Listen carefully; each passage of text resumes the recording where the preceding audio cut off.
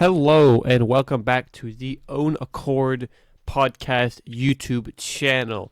Today I'm going to be going over why the Angels offseason before the 2023 season was a very sneaky offseason where they made many great additions and had many young talents come up and show out.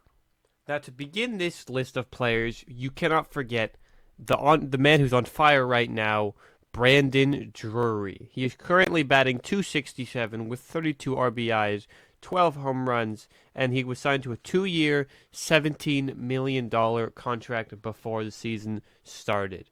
In the series against the Royals, he hit 3 home runs, had probably 6 RBIs. He was on fire. The next player the Angels signed, I personally believe, was the steal of the offseason, signing Hunter Renfroe to a 1-year, $3.1 million deal. He is currently hitting .242 with 12 home runs and 33 RBIs, and he is the lockdown 4-hitter on this team while Rendon is injured and or struggling right now. He fits the pieces so well for this team, and I really think he will be a stable point of the Angels for years to come. Now, moving on to the Angels' big signing of the offseason, they signed Dodgers pitcher Tyler Anderson to a 3-year, $39 million deal. So far, it hasn't been great. He's 4-1 with a 5.64 ERA, and that lineup behind him, with Patrick Sandoval pitching well, Griffin Canning pitching well, Ohtani pitching really well.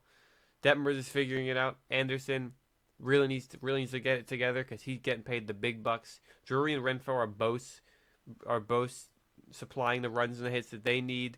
Anderson's got to figure it out. We move on to a player that was much more of an under-the-radar signing, in my opinion. The Angels signed Gio Urshela to a 1-year, $8.4 million deal, and he has been producing more than anybody else on that team that isn't named Mike Trout or Shohei Ohtani. Batting .299 with only 2 home runs, but also having 24 RBIs. He is the guy you want up to the plate if you need a run with people on base. Unfortunately, he did strain his obliques, so he's currently injured right now, but before that, he was playing like a madman and a defensive mastermind.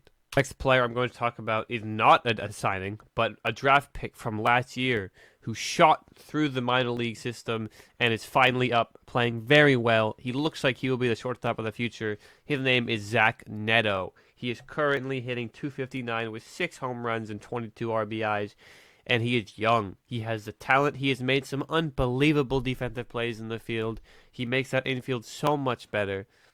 And with Zach Neto on this team, they will be much better. And it's showing in the last 2 weeks as they've won the last 13 of 15. And they are holding the sole second-place wildcard spot in the American League. Now, if we're going to talk about young players, we cannot forget Mickey Moniak, who was acquired in a trade last year from the Philadelphia Phillies. And Noah Syndergaard was sent to the Phillies. The Angels got Mickey Moniak, who was the number 1 pick in the draft years prior, but he had injury issues. He wasn't playing very well. The Angels gave him a chance, and he played great. They called him up, and he's raking, batting a whopping .309 with 6 home runs and 15 RBIs.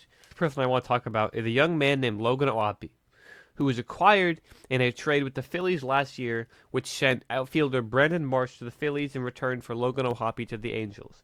O'Hoppe immediately made a splash in the minors, hitting ridiculous stats and coming up to the majors the next year. In the majors, he hit 4 home runs, hit .283 with 13 RBIs, and he looked like he would be the far and away winner of the AL Rookie of the Year. Unfortunately, he is a catcher, and he strained his shoulder muscle and needs surgery, and he's still out to stay.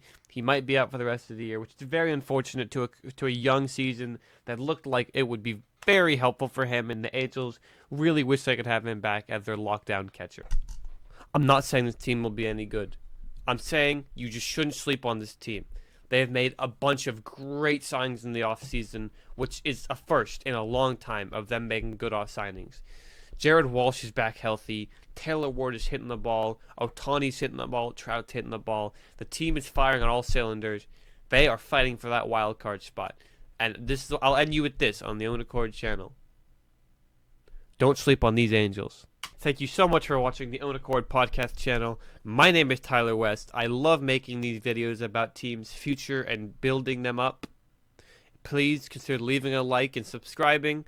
Thank you very much.